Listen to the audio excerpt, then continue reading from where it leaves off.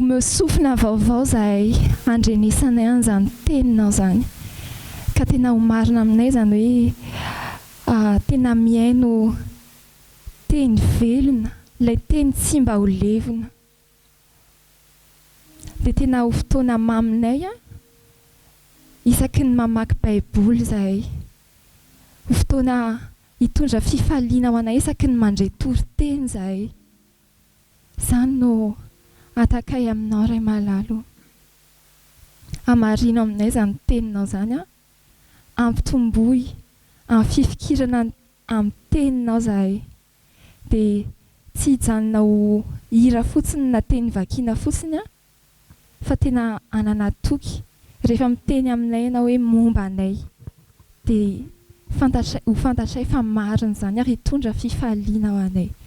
Ianao ilay tsy miova, ny teninao ilay tsy mba ho levona, ianao no dia rainay.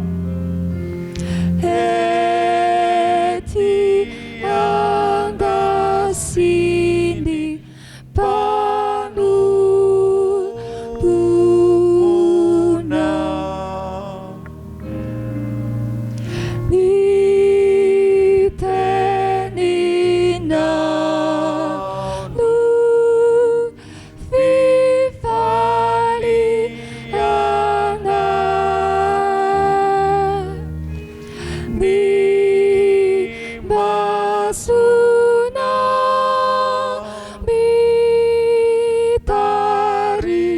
dalana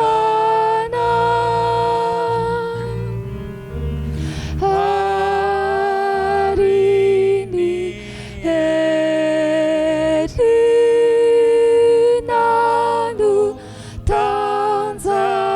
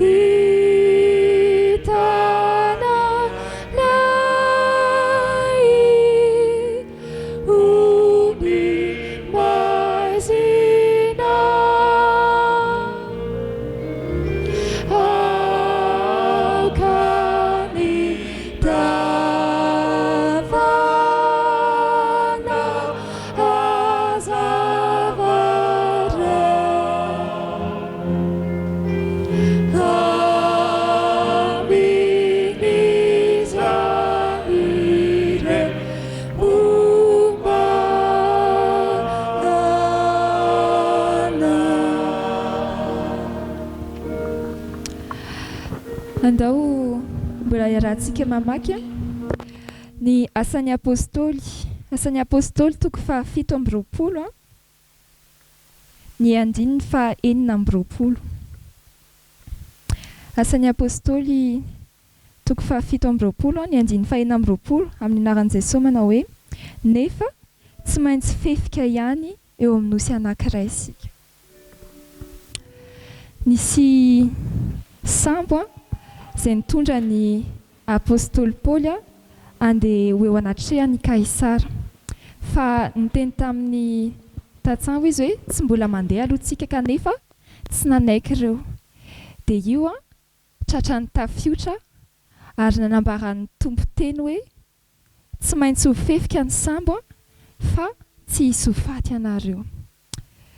Dia ndaontsika mbola hideran'ny tompo fa mbola mampahery antsika izy amin'izao marain'izao ary miteny amintsika hoe te hitoetra ao amin'ny sambony fiainantsika izy mba tsy ho fefika. Dia ndao homanintsika ny hira fa 720 sy 900. 720 vava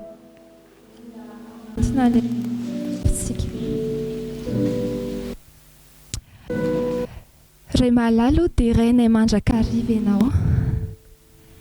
Dia rainay ianao amin'ny teny hitsenanao anay. Mbola miteny anay ianao amin'izao marain'izao hoe te hitoetra ao anatin'ny sambony fiainanay. Isaranay ianao fa ianao no mihazona izany sambony fiainanay tsirairay avy izany. Ianao no tsy mahafefika anay.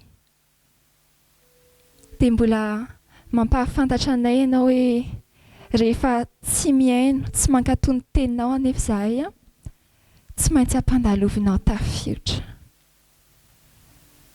Dia mbola direnay hatrany ianao fa na anaty tafiotra aza dia eo ianao Jesosy mbola miandry anay, mbola vonina hamonjy anay ary matoky hatrany ianao na eo azany tafiotra.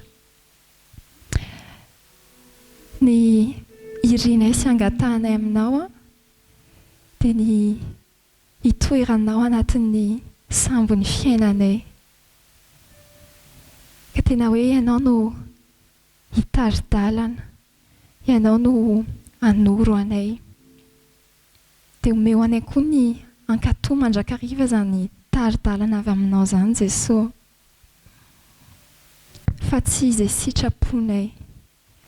Omeo anay ny ho tahaka ny mpanomponao. Ka hoe ao anaty tafiotra dia vao maika mamiratra, mijoro mpampahery ny hafa satria mahatoky anao, mahatoky izany fitondranao zany. Amarino aminay tsirairay avy zany teninao zany Ray Malalo. Omeo anay ny anamarina rehefa andalo tafiotra izay hoe miaraka aminay ianao na dia eo azany tafiotra.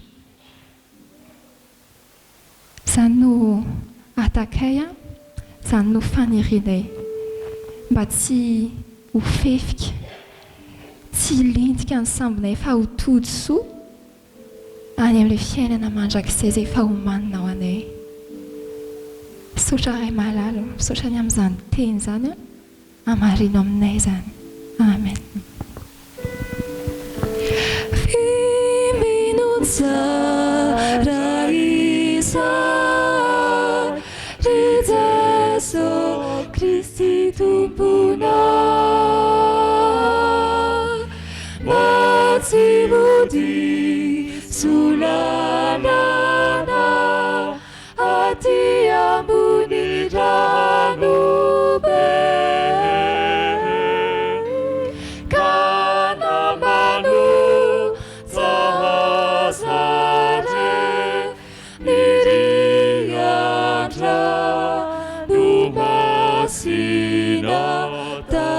Zunima filizai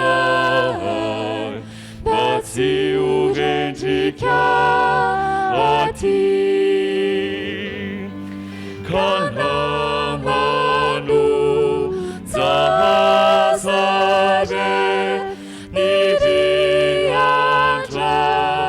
numasina Tazunima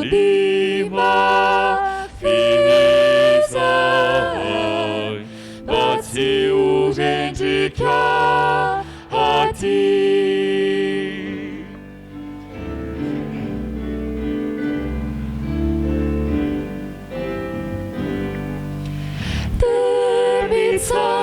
Temitsanganaga avi Jesu si pamunditi Seranifa Urigana Anarunani Rivutra Zai Mampanu Zatu Isa Nialutra Numbasina Izai Mana Fushana Pantea nanoi Sai mapanu zatuisa Nialutra numasina Izai mana fursanoi Atia pandea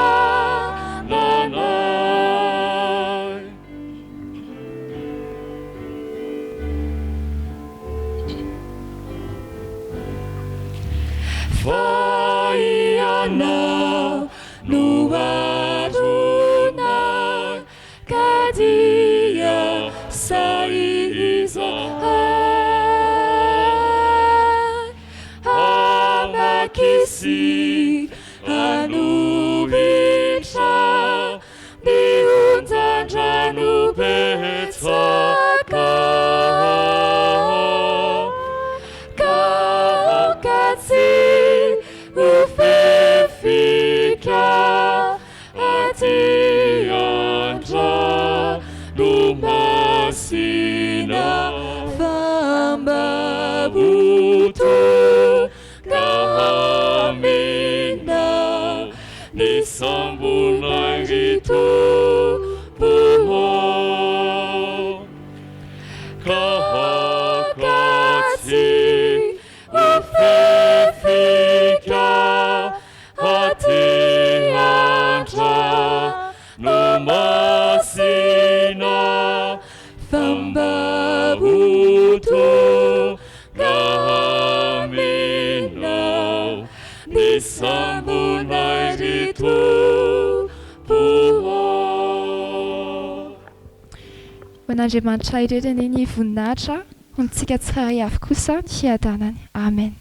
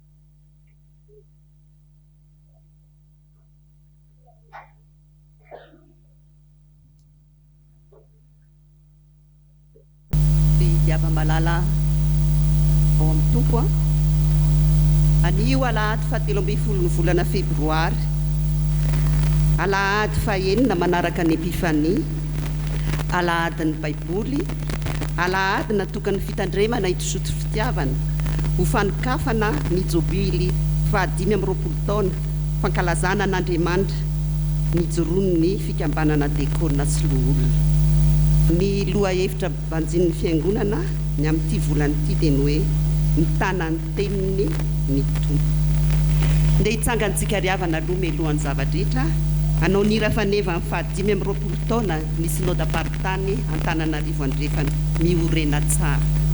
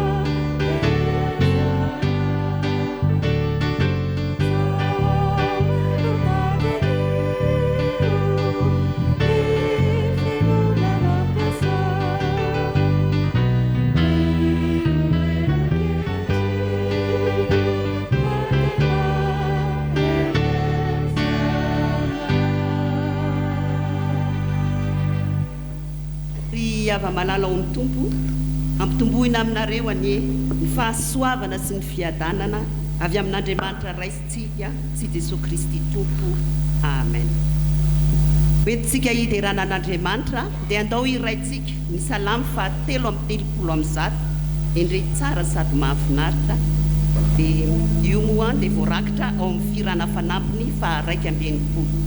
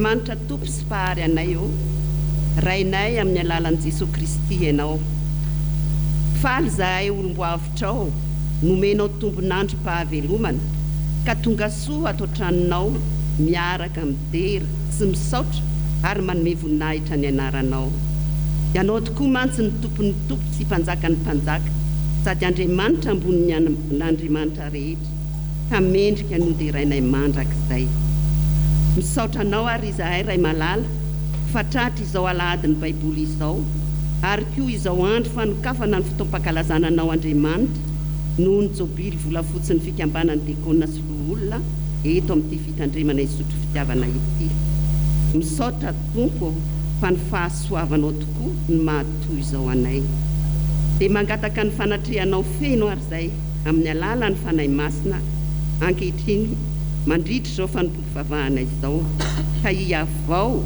sy hitombo amin'ny finoana marina anao anie izahay Jesosy ary mino koa izahay sy mahatoky fa izay rehetra ataonay eto dia anitra kasitrahinao amin'ny anaranao Jesosy Kristy nanaovanay izany vavaka izany amen. Petraka ny fiangonana faharitra kosa hitsangana ny tanora sy ny ankizy.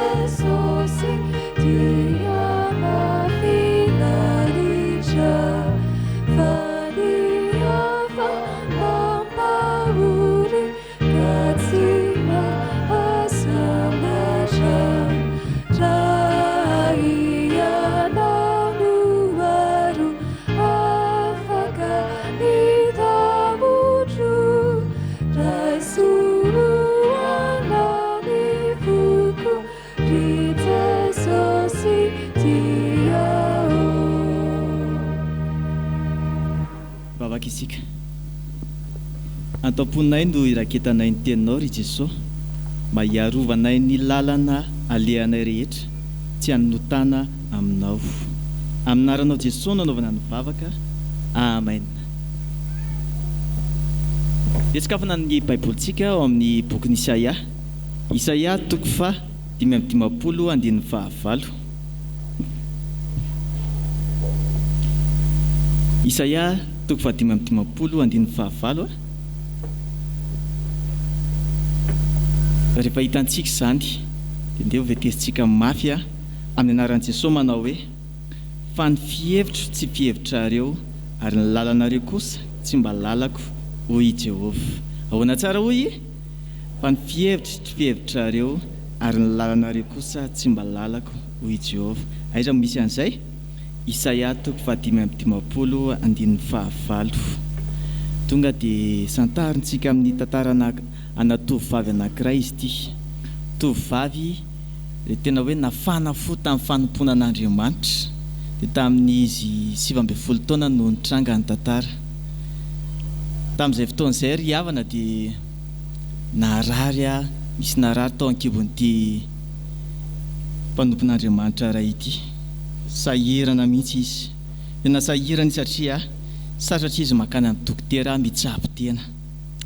Indray mandeha andeha hamonjy fitaom-pifoazana izy, isaky laribia moa ny fitaom-pifoazana tao amin'izay fiangonana izay. Dia ohatsika hoe any dia andeha hividy fanafody rehefa vita amin'ny fanompoam-pivavahana.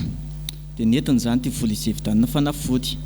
Rehefa tonga tany izy ry havana dia nizotra tsara ny fitaom-pivavahana. Fa rehefa raikitra kosa ilay asa sy fampaherezana dia anisan'izay mba nanatinareo mpiandry tena loha koa izy.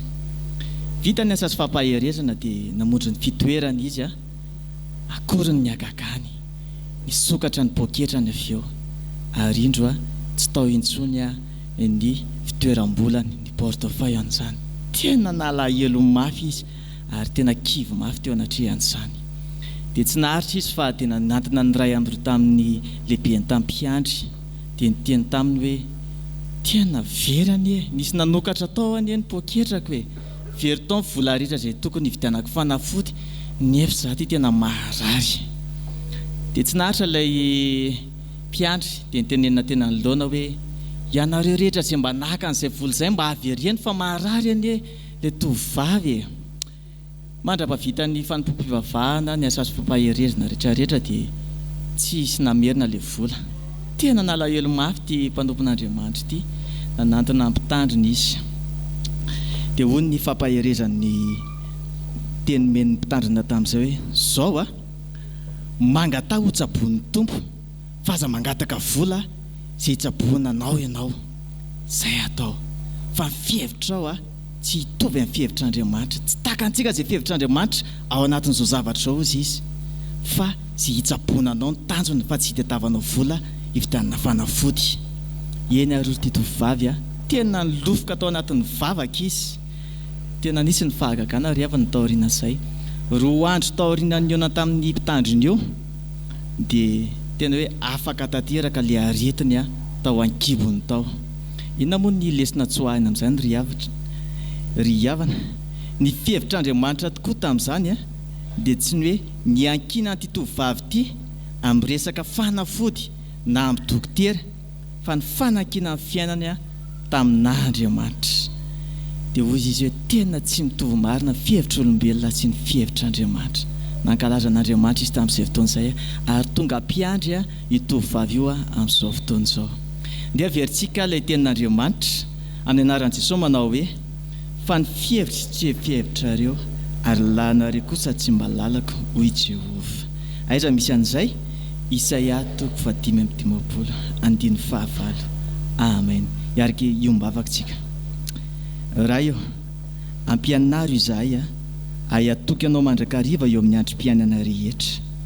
Amin'ny anaranao Jesosy nanaovana ny vavaka. Amen. Iaraka hitsangana ny fiangonana anatanteraka ny hira fangatahana ny fanahy masina.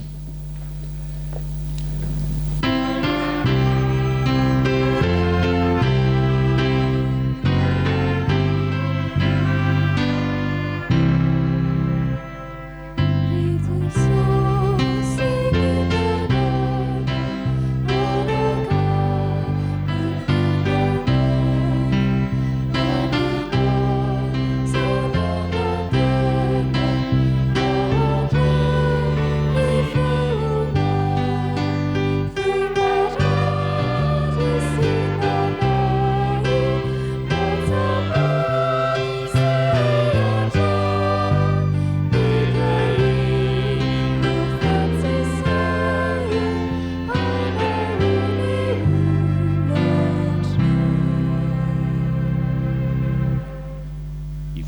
fitiariavana.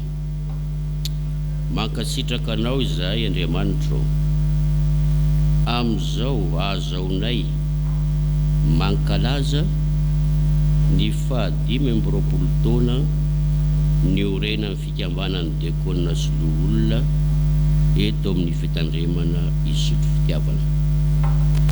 Mankasitraka ihany koa ny nanomezanao ny loha hevitra ho banjinay amin'ny volana février ity, manao hoe mitana ny teniny ny Tompo, sokafy ny saina mampanahynay mba hamaka sy teraka finoana lalipaka ao aminay mpino izany loha hevitra izany, satria fanilo ny tongotra sy fanazavana ny lalana tokoa ny teninao. Ankehitriny dia mangataka ny fanahy masina izahay, na ny mpamaky, na ny mpiaino, na ny tondra ny hafatra ao rehefa avy eo, mba hatakatra izay tiany ny teninao ambara aminay. Izany vavaka izany dia tonononay amin'ny anaran'i Jesosy. Amen.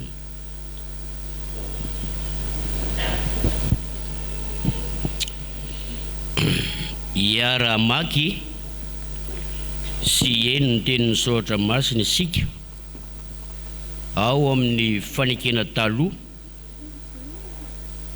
boky ny Isaia toko 5:50 ka raisiny ao amin'ny andininy 9 ka hatramin'ny 1:10.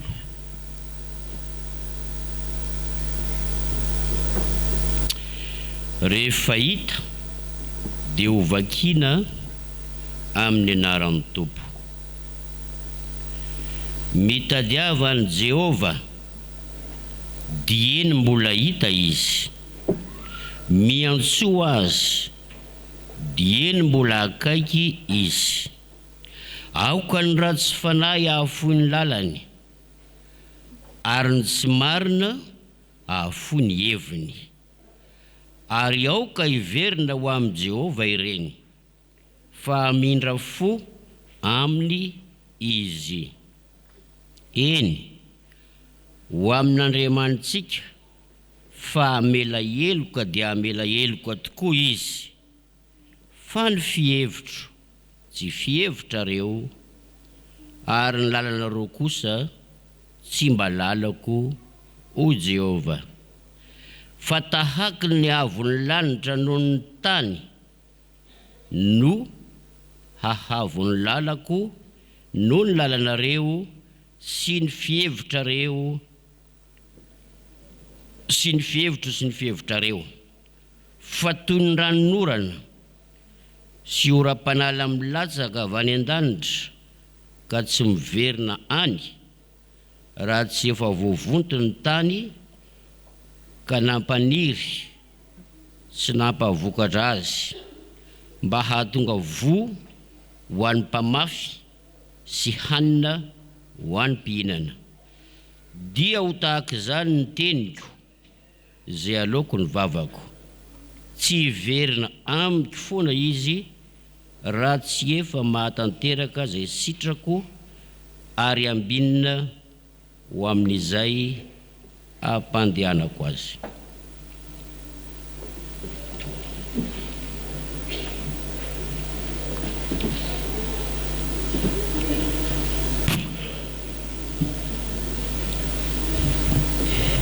Ho tosantsika ny famakiana ny soratra masina ao amin'ny fanekena vaovao filazantsara araka ny Mateo toko 4:20 andiny 2:30 ka hatramin'ny 5:30.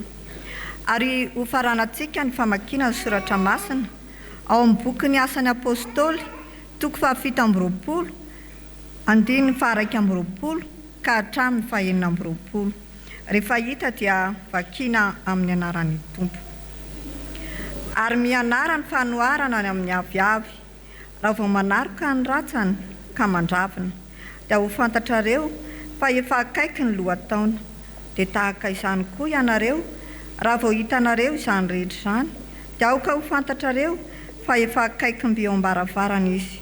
Azaiko aminareo marina tokoa tsy mba ho lany izao taranaka izao mandra-pahatonga n'izany rehetra izany. Ny lanitra sy ny tany ho levina fa ny teniko tsy mba ho levina. Ary efa tsy nihinan-kanina ela izy ireo, Paoly dia nitsangana teo afovoany ka nanao hoe: ry tompokilao, tsara raha ho nihaino ahy ianareo ka tsy niala tany Kreta mba ho tsy nahitana izao fahasimbana sy fahatiantoka izao. Ary ankehitriny mananatra anareo aho mba atoky fa tsy hisy ho faty ianareo fa ny samby ihany no ho very.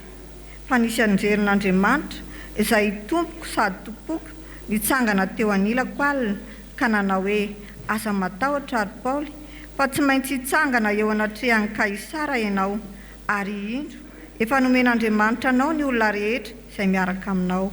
Koa matokiry tompokilao, fa mino an'Andriamanitra aho fa ho tonga araka ny voalazany tamiko izany, nefa tsy maintsy fefika ihany eo amin'ny nosy anankiray isika.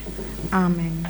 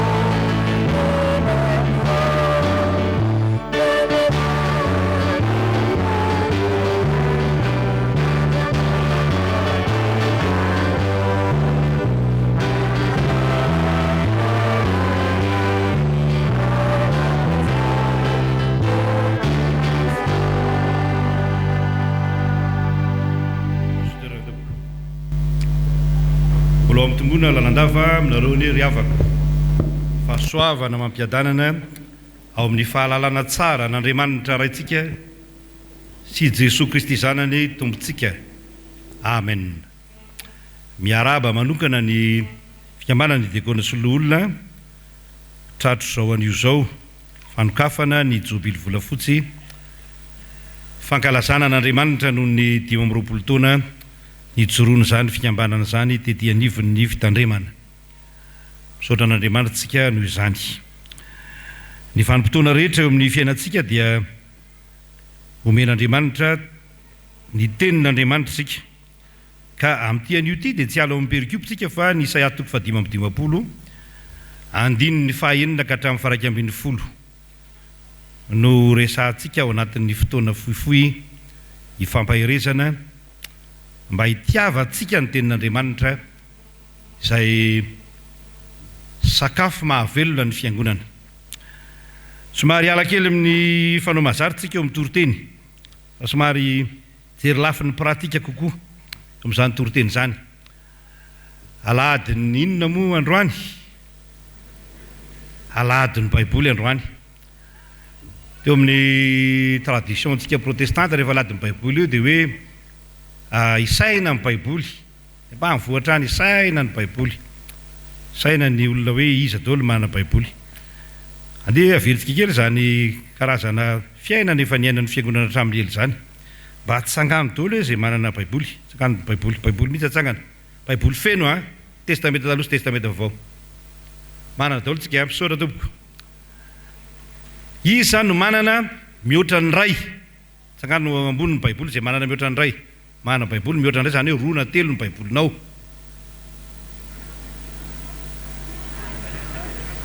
Any an-trano mazava zany ka mazava tsara fa any an-trano tsy mahapaka an'ilay any an-trano akory.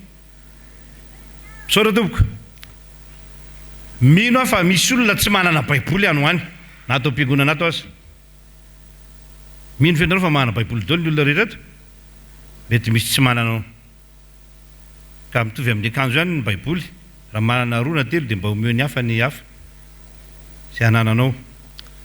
Fa mbola lehibe noho zany no hoe tena mamaky ny baiboly ve tsika? Satria zany fanekena nataontsika teo amin'ny mpandray a, ary ny diakona aza mbola manamafy an'izany amin'ny fanekena voalohany, fanekena voalohany zany amin'ny diakona sy lolona, mamaky an'io baiboly io ve tsika? Zatra an'io baiboly io ve tsika? Ange fanontaniana apetratsika amin'ny tenantsika zany zao mandiny tenantsika, zatra an'io ve tsika? Tena miaina amin'io ve tsika? Anderitsika hanao exercice kely mahafinaritra. Mety mbola tsy nataonareo tato amin'ity fiangonana misy anareo tsika ity zany fa mba ataontsika androany. Akobony tsara daholo baiboly any am-pelantananao. Ana baiboly ianao atoveny an-tanana amin'ny baiboly. Zao ary. Mba jereo ao anatin'ny meko 2 segondra nareo, hitady ny boky 3 segondra tsy maninona, 3 segondra hitady ny boky ny Habakoka, tsangano ny tanana zay nahita. Tsangano ambony tanana zay nahita. Zany hoe hatreto aloha dia tsisy Habakoka ny baibolinareo. Rery arindrery zao, atso misy dekona maromaro mihoatra atao hoe 10 eo, dia miampy andrery arindrery 3, 3 tsy mihoatra ny 20 zany tsika ny mahita, dia any ambony misy ataontsika hoe 9 na 10 reo a, atao hoe 30 zany fitambarantsika, 30 ihany zany ny baibolin'ny olona misy Habakoka ato. Andeha hoe avaditsika mankany amin'ny Jona ray jitavintsika. Misy Jona ve baibolinareo? Isa ray, any ambony 2, 3, vao tsy mihoatra ny 10 zany tsika mahita Jona zao a, zany hoe tsisy Jona amin'ny baibolinareo zany. Andeha hoe avaditsika mankany amin'ny testamenta vaovao ameko kely anina kely nareo, Joda.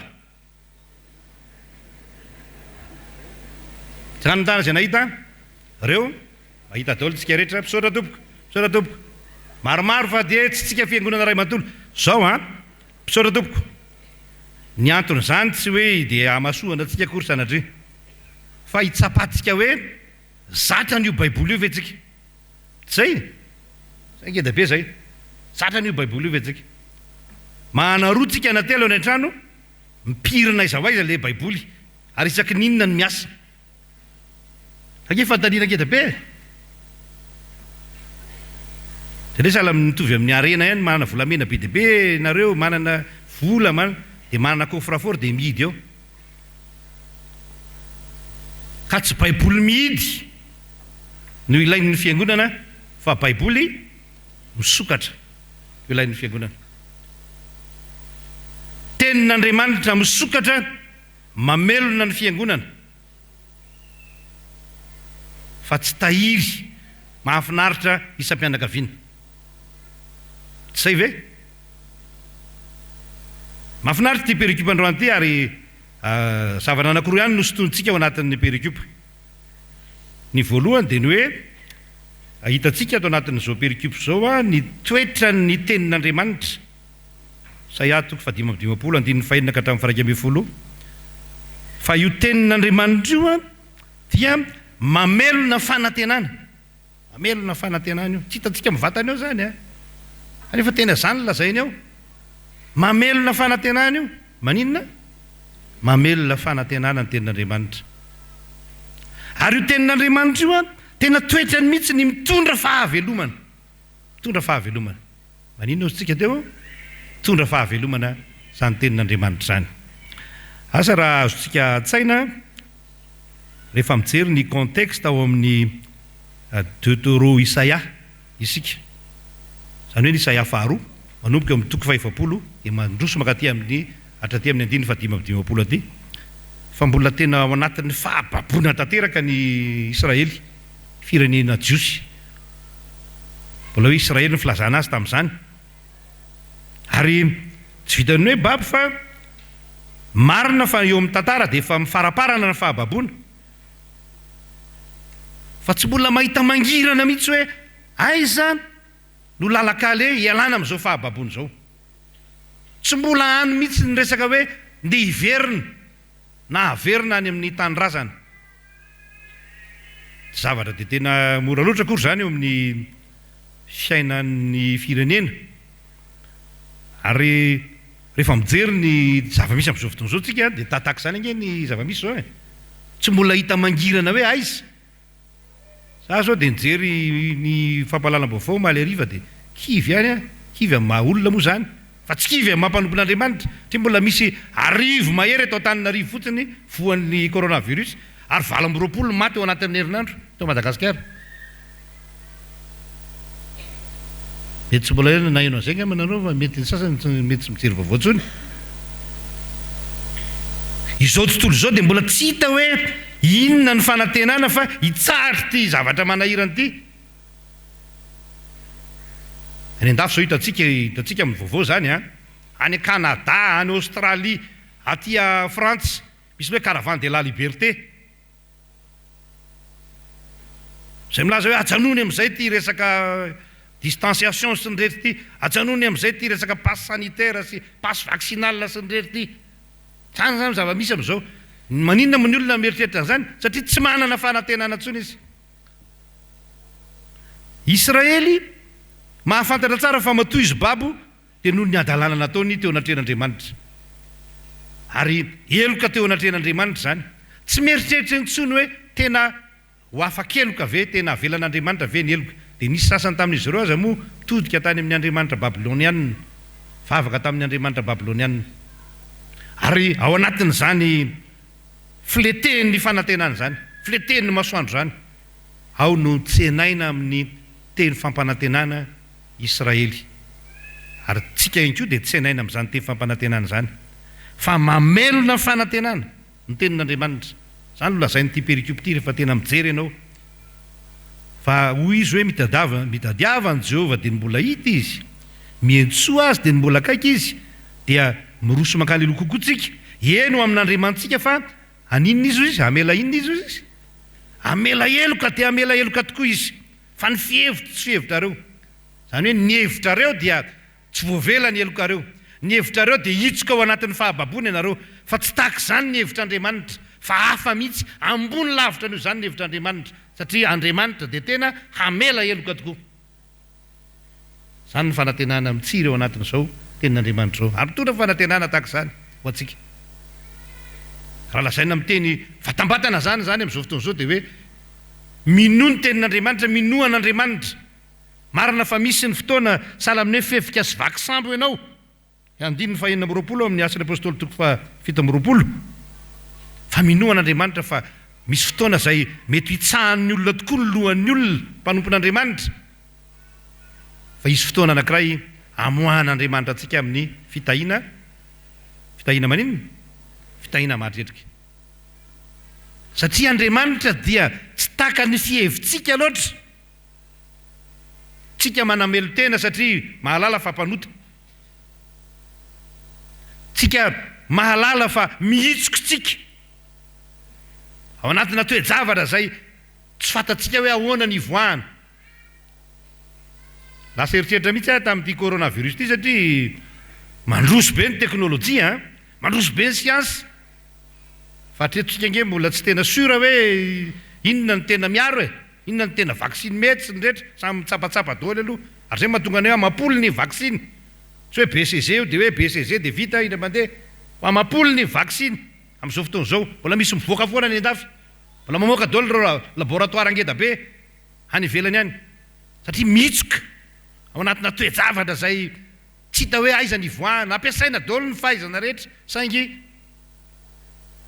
tsy tafavoaka eo amin'ny olona zay tsy tafavoaka zay no itenenan'Andriamanitra fa manana hevitra hafa mihitsy Andriamanitra lalana hafa mihitsy Andriamanitra tsy mitovy loatra amin'izay eritreretintsika tsy mitovy loatra amin'izay mba saintsaintsika zay mety mba takatsika zany hevitra Andriamanitra zany fa hevitra ambony lavitra no zay heveratsika azy izany hevitra Andriamanitra zany tsika mijery ny tany sy ny lanitra zay azontsika jerena maso azontsika tsapaitanana ka mieritreritra fa hijanona eto sika ary mifikitra eto sika fa ny valy teny avy amin'Andriamanitra dia hoe ny lanitra sy ny tany ho levina nareo manohy azy teniko tsy mba ho levina Andriamanitra manana teny tsy mety levina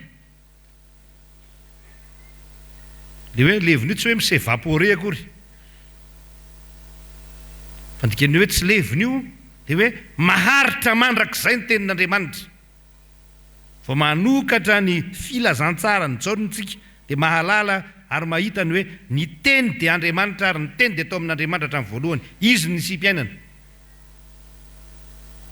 teny tsy mamatra izany tenin'Andriamanitra zany teny velona ary mamelona ny fanantenan'ny olona diso fanantenana mamoaka ny olona avy eo an-davaka zany tenin'Andriamanitra zany ary efa naveriko teto indray mandeha tamin'ny toroteny indrona intelo teneniko hoe ny tsika ny tenin'Andriamanitra tsy hoe lasa eny amin'ny rivotra eny hoe ny teny mandalo fa nysoratra amin'ny toetra fa ny tenin'Andriamanitra dia tonga nofoka nonona tamintsika miara-monina amintsika eto tenin'Andriamanitra dia Jesosy Kristy ary ny fananana n'izany Jesosy Kristy zany dia mamelona ny fanantenana tsy hoe rehefa maty fa teny ankehitriny dia manana zany fanantenana zany tsika ary tsy ho faty zany fanantenantsika zany satria velona ny tenin'Andriamanitra faharoa io tenin'Andriamanitra io dia mitondra fahavelomana fahasalamana ho an'ny nofo rehetra ozy izy ny soratra masina haina ho an'izay mahazo azy tenin'Andriamanitra mitondra fahavelomana misy ny tenin'Andriamanitra zay tokony ho haitsika satria azo iainana andavanandro ohatra ny Matthieu 4:4 salany hoe mba manana 4:4 daholo tsika rehetra efa manana an'io inona zany Matthieu 4:4 zany ahoanakay zany inona lazainy zany tsy ny mofo ihany no iveloman'ny olona fa ny teny rehetra zay aloky ny vavan'Andriamanitra tsy hoe mofo sy ny teny no ivelomana fa tsy ny mofo ihany na tsy misy mofo azy dia afaka mamelona anao ny tenin'Andriamanitra ny tenin'Andriamanitra no namelona ny ry Eli sy Elisa tany an-davaka fa ny bakony ny tenin'Andriamanitra dia ny goaika dia nanatitra mofo toan'ny mpanompon'Andriamanitra tany ary zay le hoe tenin'Andriamanitra mitondra fahavelomana io tenin'Andriamanitra io a manala ny olona ao amin'ny fahafatesana io dia tsara nahazo andro Paoly apôstôly vaky sambo matahotra ny olona soafaty ao saingy nijoro teo anilan'ny Paoly ny anjelin'Andriamanitra ka nitendaza matahotra ry Paoly ny tenin'Andriamanitra zany no manome fahavelomana fanantenam-pahavelomana ho an'ny mpanompon'Andriamanitra tsy misy fahavelomana marina azo antenaina any ivelan'ny tenin'Andriamanitra satria ny tenin'Andriamanitra no nahariana an'izao rehetra zao marina fa misy ny fampianarana amin'izao fotoana zao ny antsoina hoe évolutionnisme sy ny rehetra fa hatreto aloha tombatombana daholo ny an'ny olombelona fa ny zavatra hitantsika ato amin'ny soratra masina dia zao foana sady tsy nisy endrika an-tany fa Andriamanitra no ny teny hoe misy inona ozy izy misy mazava dia nisy ny mazava ary mbola mahary olona hatramin'izao ity tenin'Andriamanitra ity olona zay miankina tanteraka amin'Andriamanitra ka manana fahavelomana azo antoka tsy ozogozony ny fahafatesana kely zay mety midony eto ambonin'ny tany eto rehefa tonga ny 70 taona na 80 taona na 70 taona amin'ilay salamo fa 70 tenin'Andriamanitra zany dia manana toetra mitondra fahavelomana io le lazainy ato fa toy ny ranonorana ozy isy ny oram-panala milatsaka avy any an-danitra ka tsy miverina raha tsy efa navotony tany ka mampaniry sy mampavokatra azy ahatonga vo ho an'ny mpamafy sy anina ho an'nym-pihinana. Tondra sakafo zany ho an'ny olona ny tenin'Andriamanitra. Ary za samy teny an'izao tena arabaky teny io, ny vary hoaninao sy ny loka hoaninao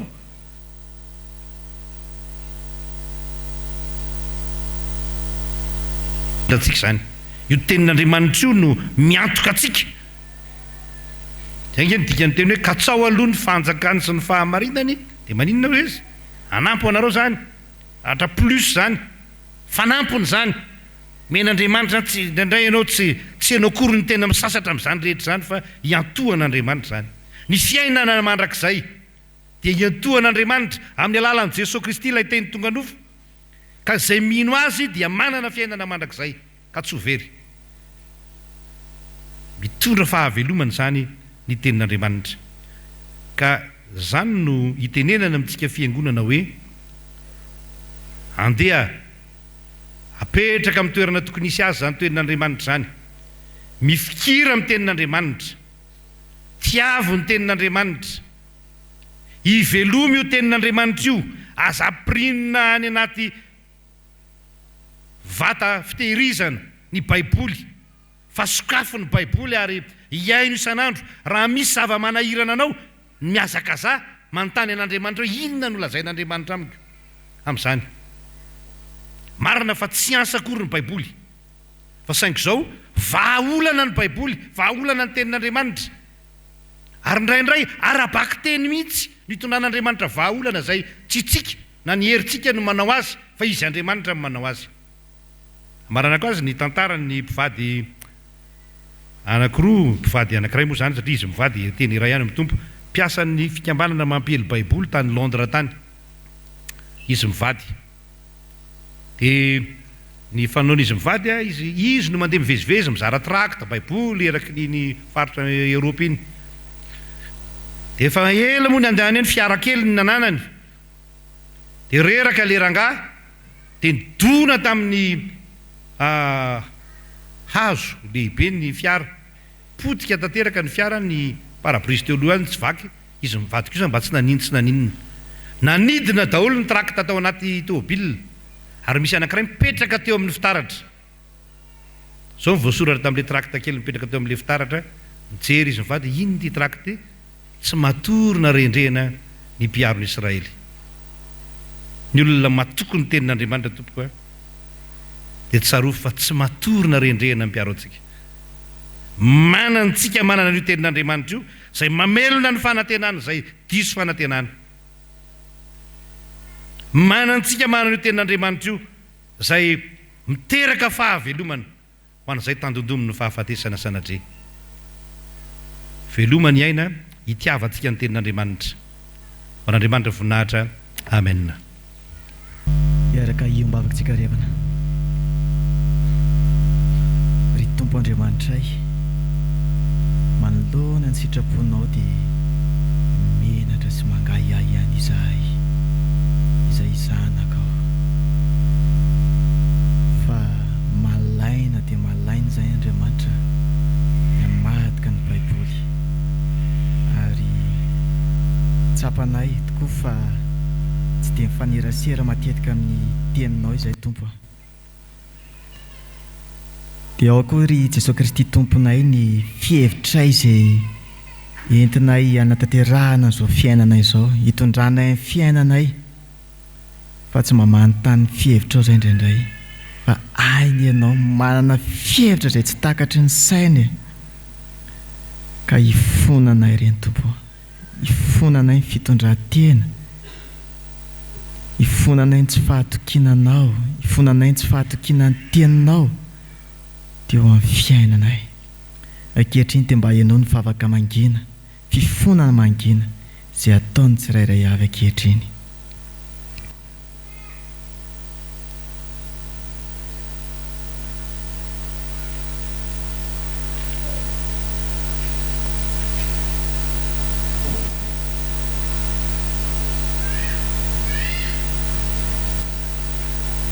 Misaotra Tompo, ny fianonao, ny fifonana eo anatrehanao. mahatoky sy marina ianao tompo Andriamanitra ay fa afaka mamela ny fahotanay ny tsy fahamarinanay rehetra no ny an'ny ran'ny Jesosy Kristy sy nalatsaka teo amin'ny azy fijaliana amin'ny anarana nanaovanay favaka. Amen.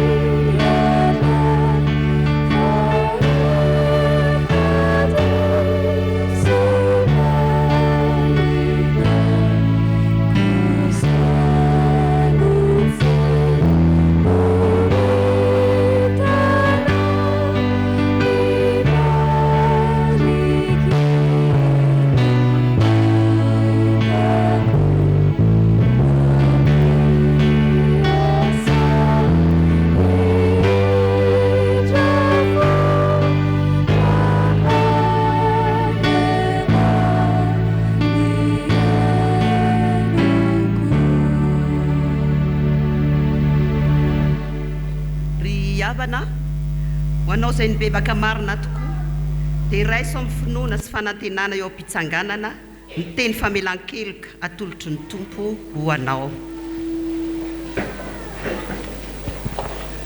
Fa hoy ny tompo, noho ny anarako dia hononiko ny fahatezerako ary mba hiderana dia manindry fo aminao aho mba tsy hamongorana anao koa miverena amiko fa efa nanavitra anao aho fa efa tonga ny zanak'olona hitady sy hamonjy ny very. Voavela ny eliko noho ny anara-masina miderany tompo.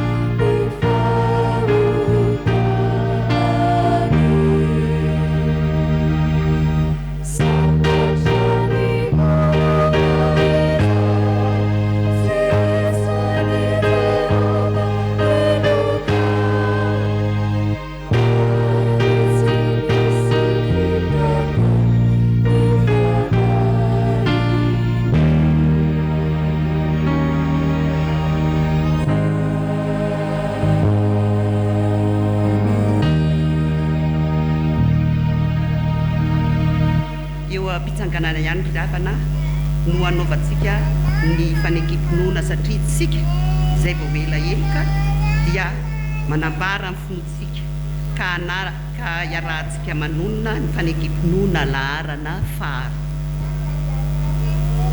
Isika mino an'Andriamanitra iray ray tsy tompo mpanao ny lanitra sy ny tany ary ny zavatra rehetra na ny anantsika ary any Jesosy Kristy tompo iray zanaka lahy Andriamanitra nateraky ny raika rehetra ny mazava fa ny mazava Andriamanitra tokoa avy amin'Andriamanitra nateraky ny vatanana miray amin'ny zavatra rehetra izy nary izao tontolo izao noho ny amintsika olombelona sady famonjenantsika dia nidina avy tany an-danitra izy ary nataony fanahy masina avy tamina ny tonga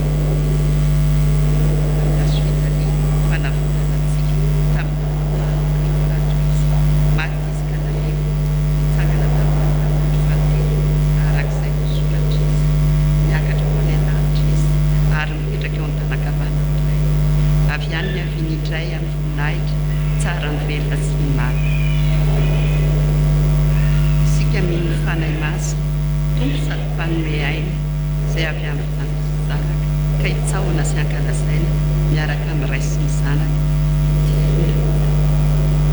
isika amin'ny fiangonana iray masina isika manaiky notiza iray famelanky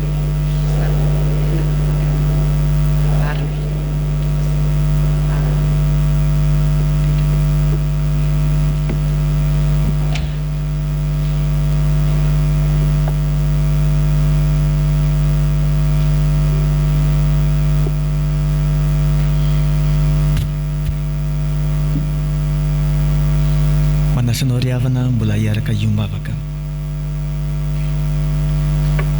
ry tompo Andriamanitra io noho ny amin'ny teninao izay nizaranao taminay teo dia mangataka fo izay tompo Andriamanitra ayankamamy ny famakina ny soratra io Baiboly io mameo fo izay Andriamanitra ahitady anao mandrakariva aza vela alainy izay Andriamanitra aza vela alainy izay ry Jesosy Kristy tomponay io fa mba meo anay ny toe-po aiombona aminao mandrakariva mba hahafahanay mamelona ny fanantenanay indrindrandrindra ao anatin'izao fiainana lalovan'ny firenena izao ary hahafahanay ihany koa Andriamanitra mitondra fahavelomana izay mety sary-pahafatesana rehetra ananatinay ihany izay mety sary-pahafatesana rehetra ao anatin'ny ankohonana izay mety sary-pahafatesana rehetra eo anivon'ny fiarahamonina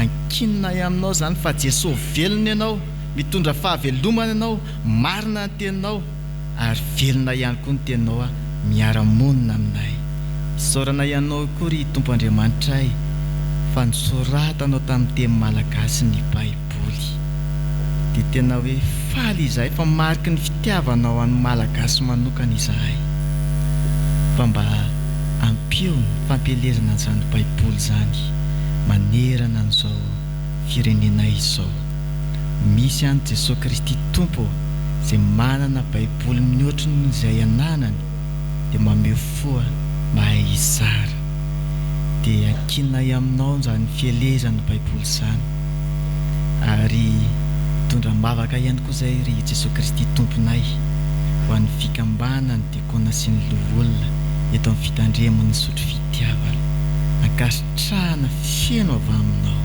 ny amin'izao hoe fanomboana ny fankalazana ny jobily volafotsy izao Jesosy tehirizo ao aminao izy ireo tehirizo amin'ny alalan'ny teninao izy ireo tompo ary tehirizo ny finoany azoto mandrakariva izy anolotra ny tenany anolotra n'izay ananany ho aminao Jesosy Kristy tompo ampaherizy izy atao fatany mandrakariva tompo fa tsy foana tsy akory ny fikelezan'ny aina izay ataony amin'ny fanomponanao dia apetraka aminao mba tenao anatin'izany hoe fankalazana fiobiany fanomezam-boninahitra ny naranao ao anatin'izany jobily zany izay tonga reto koa Jesosy manana izay hitahitanay ka mba ianony vavaka mangina miataka mangina izay ataony tsirairay avy ankehitriny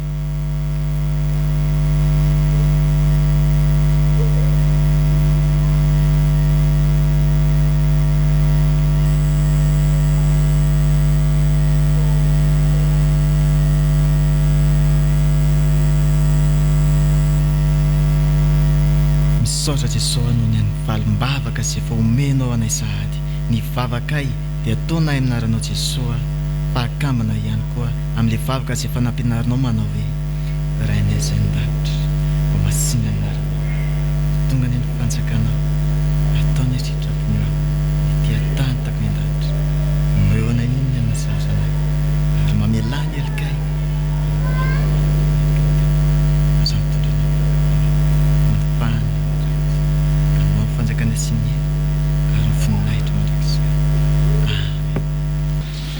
tonga eo amin'ny fotoana anankiray miavaka isika araky nefa niomana antsika hatramin'izay ary niomana ny diakona sy lolona manokana ity androany ity no fotoana hanokafana amin'ny fomba-piangonana zany no fiteny aty amin'ny fiangonana fomba piangonana fa tsy fomba ofisialy araka ny fomba piangonana ny jobily fa 5 amby 20 taona ny fikambana ny diakona sy lolona ary eto dia misaotra n'Andriamanitra mialohantsika dia efa manolotra izany fisaoran'izany ho azy raha teo fa izy ny tompony asa izy no ny antso fa eto koa sika dia ataoko mialoha ny fisaorana sy ny fankasitrahana ianareo any amin'ny synodam-paritany ny FDL satria misy FDL synodam-paritany fikambanana diakonina sy olona dia misy fikambanana diakonina sy olona ty amin'ny fitandremana eo ianareo solontenany zany synodam-paritany zany aiza moa izany ianareo zao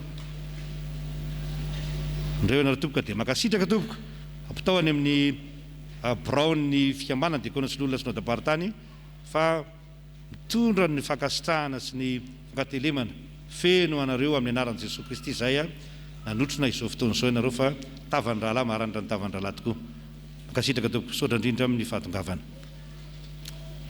sao dia raha sitrakitsika dia mba ianareo folohan'ny FDL folohan'ny komity ary ny brao ny fikambanana diakonina sy olona dia mba hiara-mitsangana amiko eto ary solotena anankiroa avy amin'ny braon'ny fitandremana miaraka mitsoro eto tsika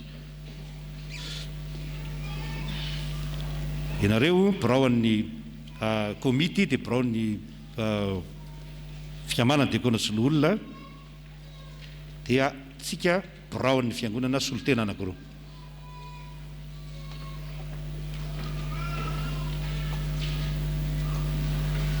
tsy maninona na telo ary tsika bro-piangonana tsy maninona zany raha ho avy daoly moa nareo dia tongava daoly etsika be zany etsika miaraka mitsoro amiko eto raha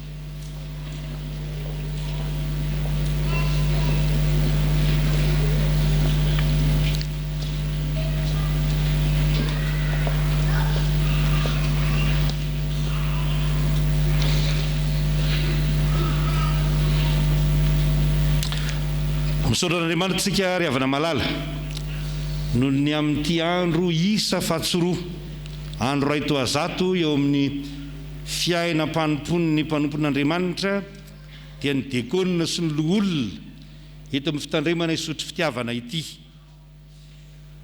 misaotra azy tsika fa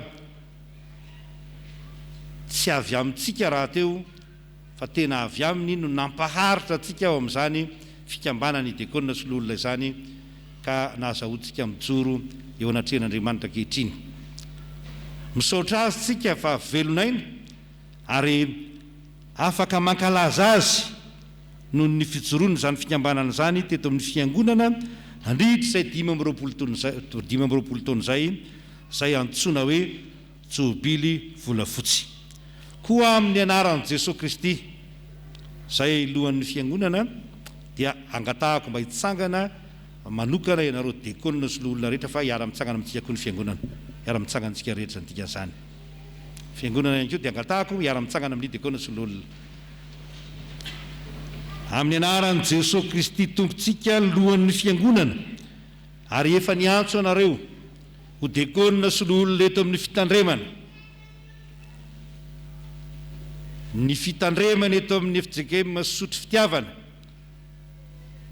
dia manambara araka ny fomba ny fiangonana fa misokatra manomboka amin'ity masonandro androany ity ny fankalazana n'Andriamanitra noho ny 25 taona ny fikambanany diakonina sy loholona araka ny loha hevitra hoe mahazo fahaza malaina ary eo ka fanafo amin'ny fanompoana ny tompo ho an'Andriamanitra irery ihany ny voninahitra amen mahazo mitehika tsika tompo fa tsy maninona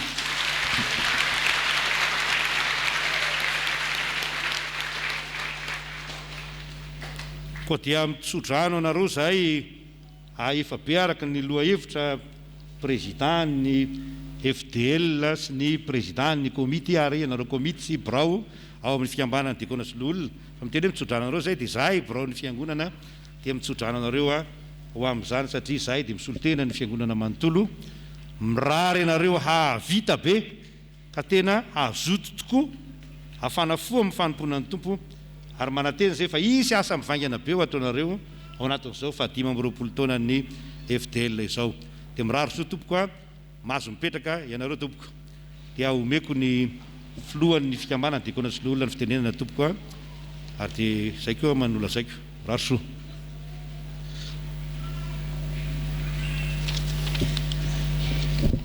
mahazo fahazamalaina ary aoka fanafoa amin'ny fanomponan'ny tompo romanina toko 12:1 zany teny fankalazana an'Andriamanitra noho ny jobily 520 taona ny FDL izany no iarabana ny fiangonana manontolo sy tsika rehetra izay miara-miombavaka eto ary iarabana manokana ny fikambanan'ny diakonina sy ny olona isika diakonina sy olona ny amin'izany fotoana manokana izany taonjobily taom-panafahana taom-pitoniana taom-pifaliana isika ny zanaky ny 520 taona mananjara isitraka izany taonjobily izany fa miaro no nikasa tsy naniry fa mety tsy tafaraka amintsika eto raha sitrapon'ny tompo dia mandritry ty taona 2024 ty nanaovantsika ny fankalazana ka ireto misy tsahadaty tsara hotadidy androany alahady 17 febroary moa ny fanikafana alahady 12 jona fankalazana iarahana amin'ireo rehetra izay efa nanao ny asa fanompona mahadiakonina teto isotro fitiavana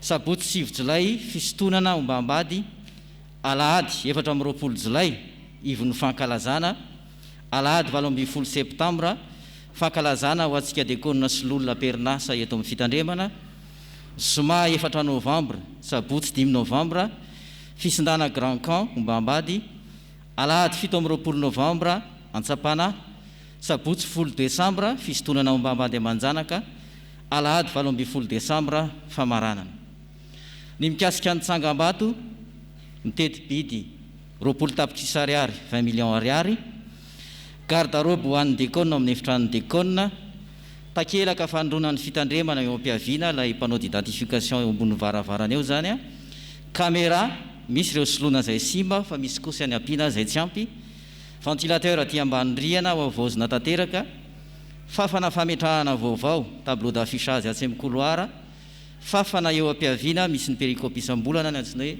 panneau d'affichage LED izay no everina tsara fantatra ho zaraina amintsika fiangonana ary inona fa ifanohanantsika mbavaka anehoana ny voninahitr'Andriamanitra anatanteraka ny rafaneva favakantsika tompoko misaotra anao zahay fa matoa afaka manao zany jobily volafotsy zany tenomeno fahavelomana ary mbola mangataka zany fahavelomana zany miady varotra azahoanay manao ny asanao mbola maniry anao bebe kokoa hatrany amin'izany asanao zany ny mpanomponao diakonina sy lolona eto amin'ity fitandremana ity koa atovy araka ny teninao zany ry tompo fa inao dia Andriamanitra mpiainy vavaka taio ny taom-pankalazana mba hamira-piratany voninahitra ao Andriamanitra tokoa ao amin'ny asan'ny tanan'ny mpanomponao taio ny taom-pankalazana mba ampisondrotra hatrany ny fifankatiavana ho vavolombelona fa izay na dia maro aza dia teny iray ihany amin'ny Kristy ampaherezo ny diakonina sy lolona rehetra vita tsara ny asa fanompona izay efa nekeny teo anatrehanao ary toy izany koa ny fiangonanao amirapiratra ao anatin'izany ny finoana izay anananay an' Jesosy Kristy misokatra izao fotoana izao mahatoky izay fa miara-dalana aminay ianao hatraty ampiandohany ka hatrany ampiafarany amin'ny anaran'i Jesosy Kristy mpamonjy anay no anaovanay izany vavaka izany amen dia miraharo soa anareo diakonina sy lolona tompoko anatanteraka ny rafaneva isika diakonina sy lolona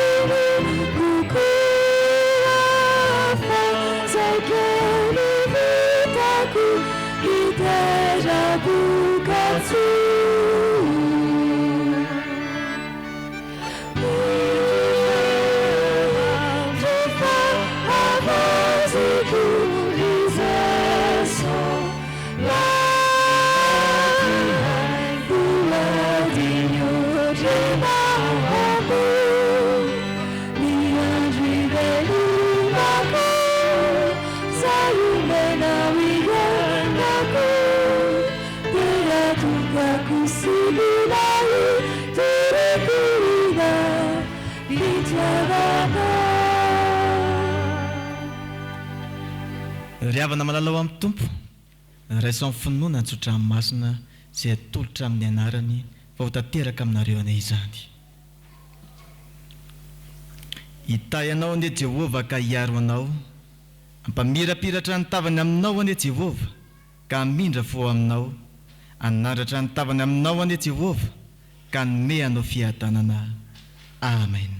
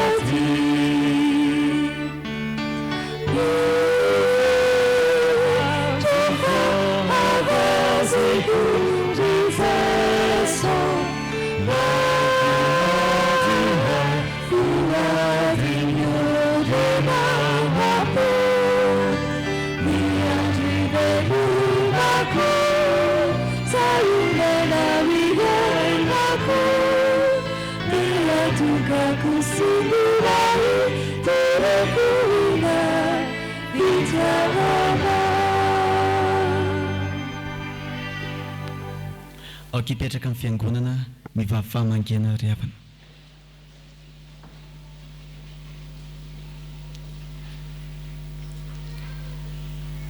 Dia ho an'Andriamanitra velona tokany irery ihany voninahitra amin'ny anaran'ny Ray sy ny Zanaka ary ny Fanahy Masina.